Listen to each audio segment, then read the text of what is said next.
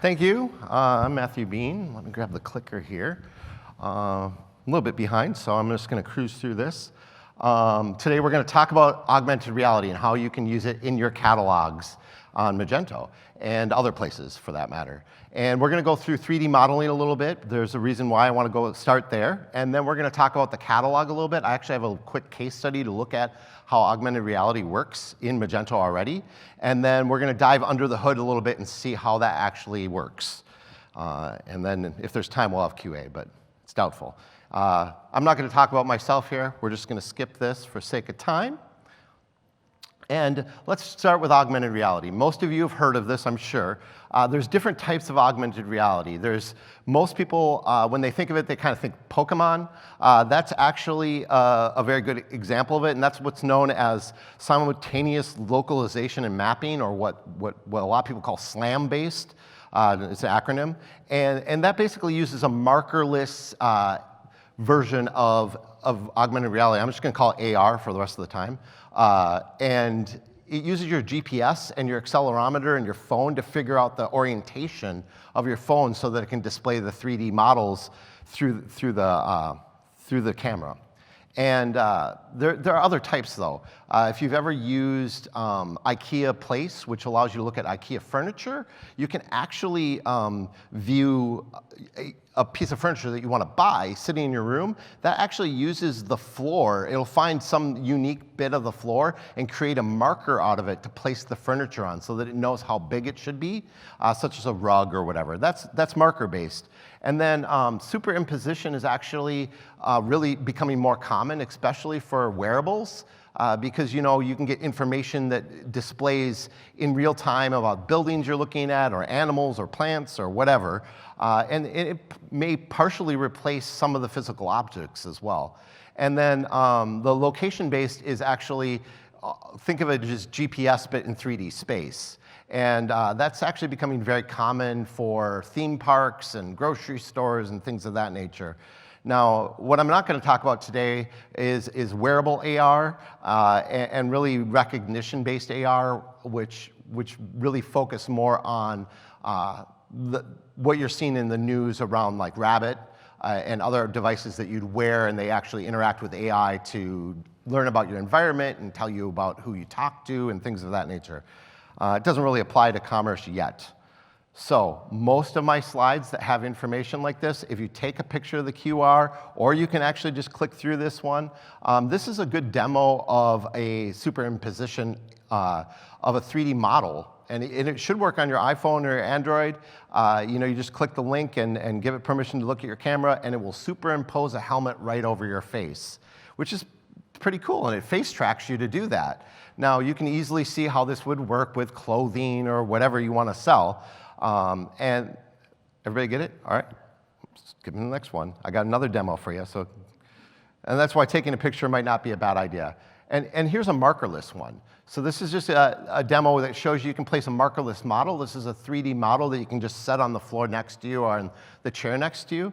And this is probably where commerce is probably going to be first utilized. AR is going to be utilized in commerce.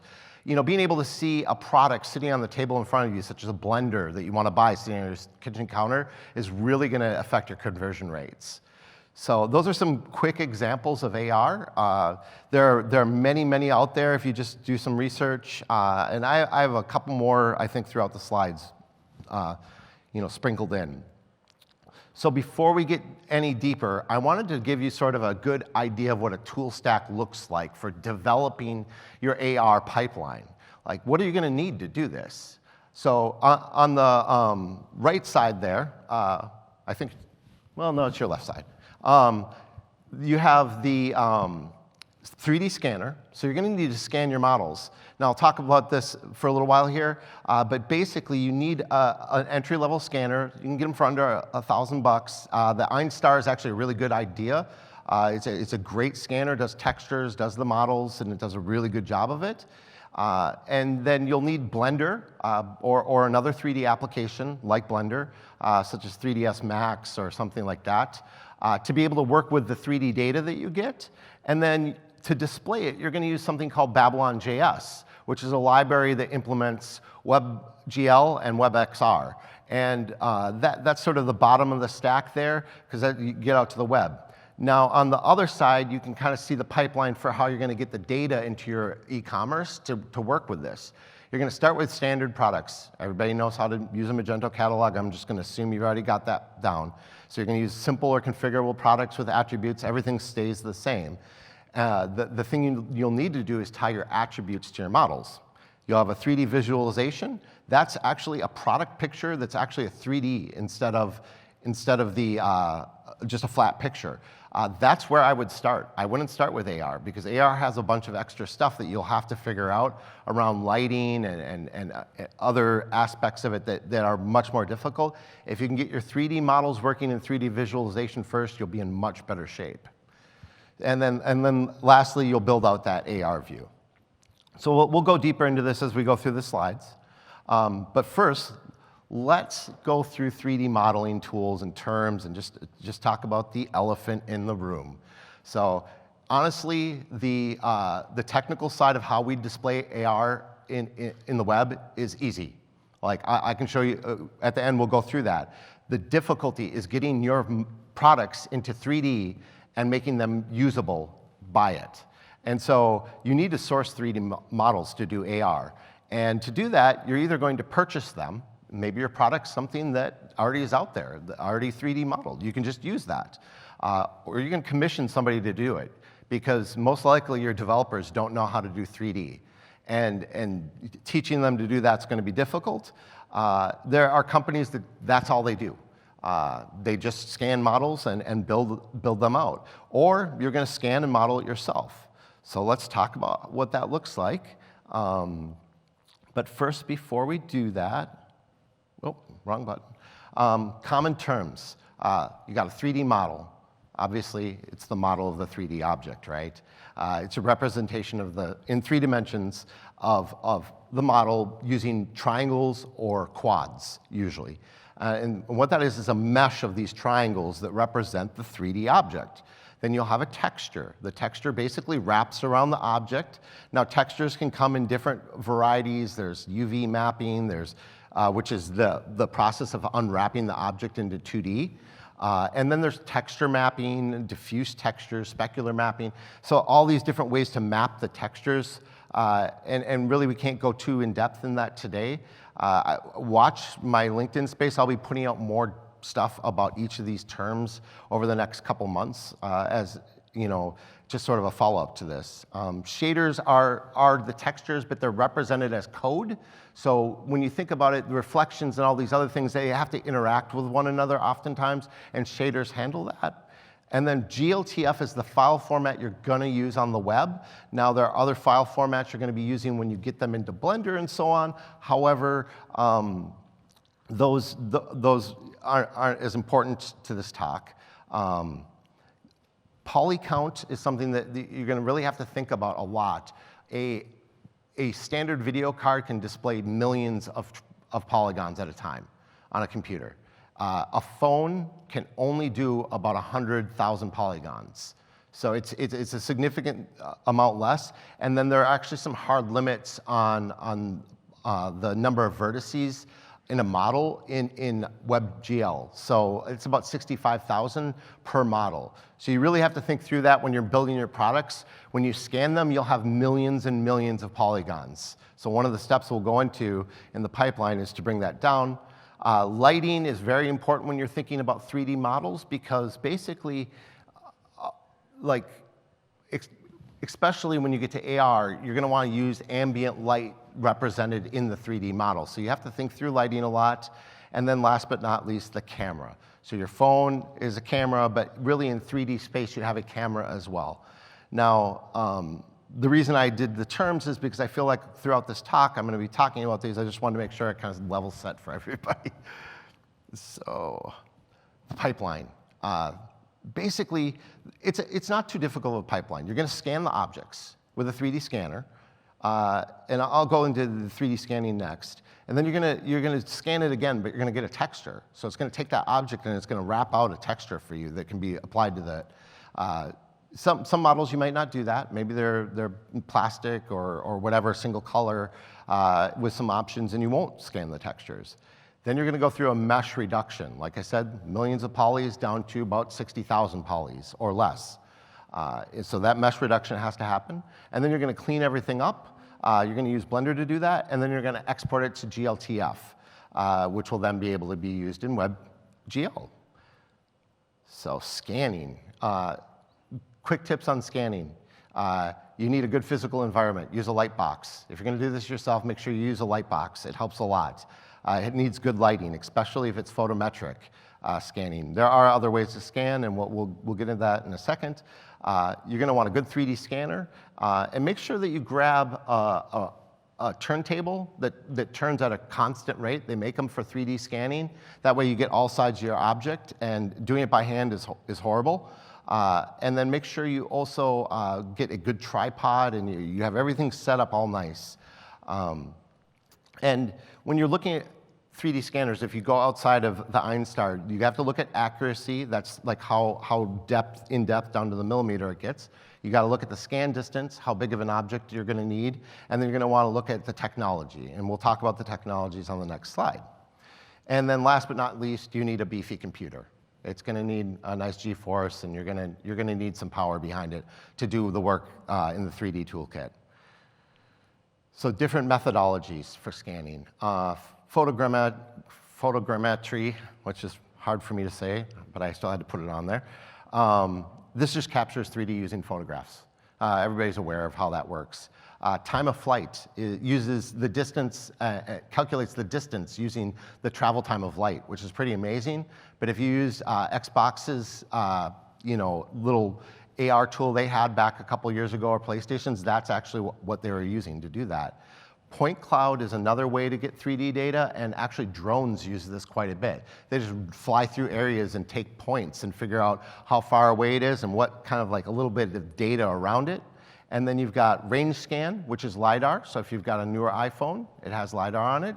And it's actually using light detection from different wavelengths of light. And then computed tomography, which is actually a CT scan. If you've ever had a CT scan at the hospital, they're using that.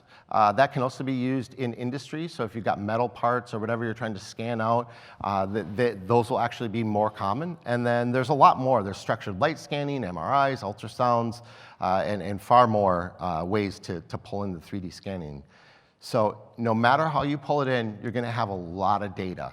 And one of the coolest tools that I found in my journey doing AR stuff is instant meshes. And this basically uses your graphics card to compute down and transform your surfaces into small meshes. And it can do it from point clouds. It can do it from all sorts of different stuff. It's an amazing tool to use. So I definitely suggest this to get down to the amount of vertices that you can use. So Blender. So this is an open source toolkit. You're going to work with the 3D data in it. It can do everything you need to do for AR. It can do far more than that. You can do game development. You can do animations. You can do all sorts of crazy stuff in it. It's a great spot to start, but you might want to move on to something like Autodesk Maya or 3D Max or ZBrush or Alias. There's dozens of options out there. And this next slide, I definitely take a picture of this. Again, I've got more guides. I'll be putting them out on LinkedIn over the next couple of months and just kind of talking about this subject in depth. These are extremely useful if you're going to be doing the 3D scanning yourself to learn sort of the limits and methodologies that you're going to use. So that's the end of the brief journey into 3D scanning. Let's take a look at how 3D product catalog works. So we're going to use a company called Doppel.io. I've worked with these guys, and they are a turnkey solution. They have a Magento extension. We'll talk about that a little bit. And they actually will allow you to, they'll accommodate this process. So they can 3D scan your models. They can help you build everything out. So they're a great partner. I love working with them. Give Kelly a call. Let him know that I sent you. There's nothing in it for me. It would be good for him to hear that this went well. And there's a couple examples of what they can do on there, and then also the demo of that motorcycle, which is pretty cool. But let's look at their demo, which is a handbag. So this looks a lot like a Magento product, and in fact, it is a Magento product. and can easily be viewed not only in AR, but also in a 3D visualization there. So you can swap the purse around and change the colors and stuff in the 3D. And then once you've got the purse you want, you hit that view in AR and it pops open in your camera so you can view it in front of you. So basically, 3D visualization is where you start. You want to get the models rendering in the browser. Honestly, I would focus there first. Make sure you get this part done and working exactly like you want for all the products you're going to use. Once you've got this, the AR version of it's very easy. So all of these use the same libraries, but the requirements are a little different. And the Doppel Magento extension has a lot of options for you. You can actually do 3D visualization. You can do the AR view. And basically, they offer a configurable product mapping that allows you to build out the map between what's in Doppel and what's in Magento and quickly develop those visualizations and AR views. And it's just a standard extension. Let's talk about their pipeline a little bit. So you're going to create your models. We talked about that already. You're going to create some Magento attributes that represent the configurable data around the AR or 3D models. You're going to map those attributes together. There's actually, I'll show you a couple screens of that process.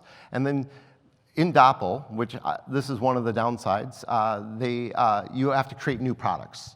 Now, if you're savvy, you can actually do it without doing that step, but that's kind of the methodology they use. So let's look at what this looks like.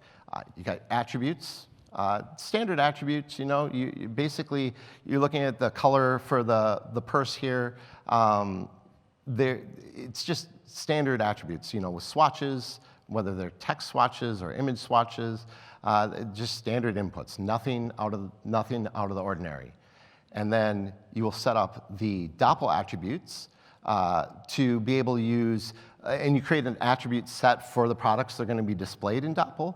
And then what you want to do is basically build your swatches like you normally would, and then map those to your attributes. And that's done in the admin panel, just as normal. And I'm kind of using this as a case study, but I mean, you can easily do this on your own inside of Magento. This is not complex stuff. And basically, you're creating attributes, mapping them. And those represent the textures or the models that you're displaying. And the process is pretty simple. You're basically going to map those attributes. And there's some standard JSON in the next step that you'll see that it creates. And it maps the two attributes together. And here's that JSON, right? So it's a little more complex than I wanted to get into today, and we are stretched for time, so I'm not going to get too deep into it. But basically, you click the button that says down there, use configuration, and that's it. It creates the products, and they're good to go. They literally just work. It's kind of cool. And the best part about Doppel is honestly the simplicity under the hood. Now, I kind of used a non-Magento example here so you can kind of see what the HTML looks like. And basically, it's just a standard library, and we're going to talk about what library they use for it here in a minute. And then some easy-to-understand HTML attributes around the swatches, and then one area that's going to do the rendering. And it's very, very simple under the hood when it comes to HTML and JavaScript. The difficult part is scanning those models, I assure you. Once you've got that done, under the hood is super easy. So this is our last section. We're just going to dig into the details around the JavaScript underneath it. And what it is, under the hood, is WebGL. And WebGL is a standard that you can see on Kronos. Kronos is a company that basically manages the standards for the various things, whether it's WebGL, WebXR, the GLTF format, et cetera. They manage all these standards. And this is based on an OpenGL, which is one of the couple standards out there for displaying things in 3D space. And it's a really simple JavaScript element that sits on the canvas. Its shader-based API allows you to do 3D on the web. And the example that's on here, do not try to load that on your phone, but take a picture and do that on your computer that has a video card, because it's amazing to see how far WebGL can go. That is actually a 3D space you can walk around in like it's a video game, and it has reflections, real-time lighting, everything else. It's amazing what it can do. But it does require a modern video card, probably won't even run on your phone.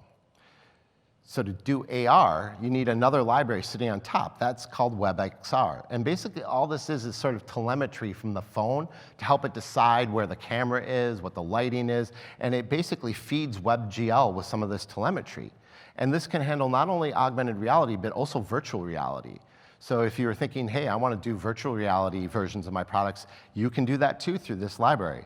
Now, I know Phil was talking about Roblox, but these models you're creating can easily be exported into areas like that as well. So when you're thinking through this, you may want to think beyond just WebXR and start thinking that you're offering your products, this product catalog, this 3D models across the board in video games and other places. And I think as time goes on, this is going to become more and more common for a variety of marketing purposes. Let's look at JavaScript libraries. So there's 3 primary libraries to augmented reality, at least that I've seen. Model viewer is probably the easiest to use. It really only kind of shows a model. It's a great way to get your feet wet in AR because it's really simple. And the playground, which I'll show you next, will allow you to actually load your model into it and then do some playing around with it with textures and things of that nature. So it's actually really useful even if you use one of the other 2 libraries. So 3JS is another one. This one's very common out there on the web. Most of the 3D stuff you see on the web probably is 3JS, although more and more I think Babylon.js is taking over. There's great features, options, documentation on 3JS, and it's a really good foundation. But my personal favorite is Babylon.js. That's the one I'm using. That's also the one that Doppel used under the hood. So it's extremely powerful 3D engine. I think it's got more features than 3JS. If it doesn't, they're just easier to understand. And each of these have a playground. And these next couple slides each have a QR tag on it. It just brings you to their playground. Go ahead and take a picture of it and look at it later. And these just allow you to bring a model in and look at it, or maybe look at what the code does, and this is 3JS. The first one was model viewer there. And then Babylon.js has one as well. So this is a great place to learn how to code in WebXR. I actually like Babylon.js's playground a lot. I think it's the best out of the bunch. And let's look at what some of that code looks like. So you can see this isn't a complete set of code. This is just a single JavaScript function. So what does the rest look like? And here's the header. So there's a lot of JavaScript files brought in. And then, of course, you could bundle those. And then you're going to have a little CSS to deal with it. And then the body is actually really simple. You've got some scripting that basically sets up the scene, the engine, which is what drives the 3D, right? And some lighting, the camera, and then imports the models. And basically, it's incredibly simple code. And most of it, in an afternoon, if you know JavaScript, it should be easy for you to get through. And get these examples, you can just run them out of the box. So one of the things I wanted to show was how easy it is to import a model. Now this is just a house model. This is out of their documentation. You can easily pull in a model into Babylon. And this, again, just creates the scene, sets the scene up, camera, light, box constant, with the box constant, gives you your 3D space, and does a little init code, and then suddenly you have your 3D model. So I know we went through this really quickly. I encourage you to reach out to me, and I actually have a contact page after the thank you page. Go ahead, take a shot, reach out. If you have any questions, I'm always happy to talk about it. I'm doing quite a bit of this in my day job. Most of what I've talked about here today, we're implementing across very large projects in different ways, with large clients. So it's very interesting technology. So, we got time for a question or two?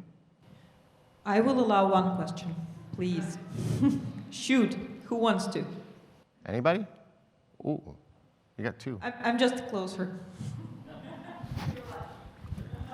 I think my only question really is around how does this affect performance on the site? I know you said it's very lightweight and it looks like the programming is very simple, but a lot of the times when I've had this demo to my company or when I was previously at an agency, the product page load times increased dramatically.